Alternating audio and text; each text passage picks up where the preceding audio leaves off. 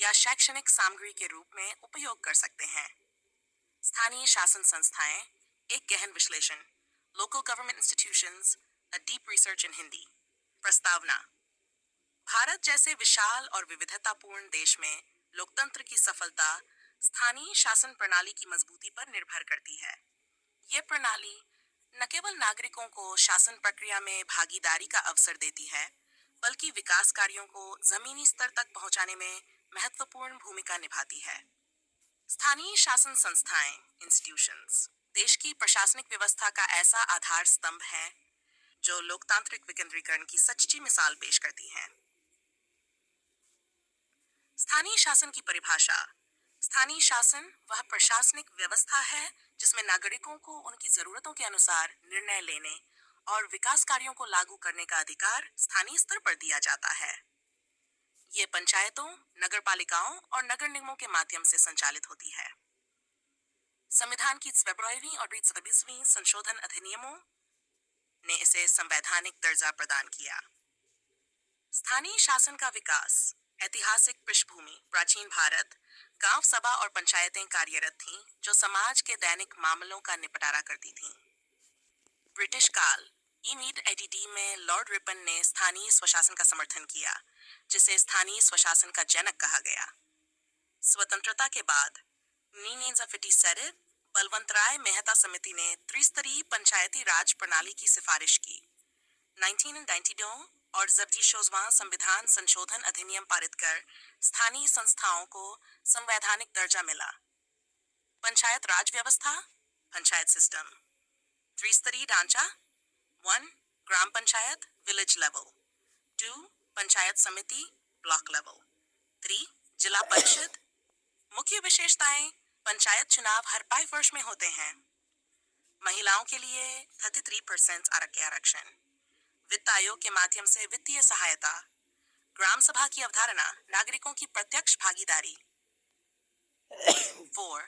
शहरी स्थानीय निकाय, अर्बन लोकल बॉडीज। 1. नगर निगम, बड़े शहरों के लिए। नगर परिषद, मध्यम आकार के शहरों के लिए। 3. नगर पंचायत, छोटे कस्बों और शहरीकृत गांवों के लिए।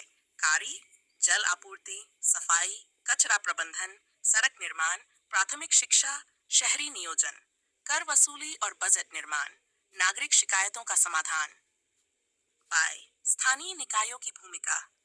लोकतंत्र की नींव को मजबूत करना, स्थानीय विकास योजनाओं का निर्माण और कार्यान्वयन, सामाजिक न्याय और समावेशन, सार्वजनिक सेवाएं, शिक्षा, स्वास्थ्य, पानी, बिजली, नागरिक भागीदारी को प्रोत्साहन देना, नीचे से ऊपर की योजना बनाना, बॉटम अप प्लानिंग्स।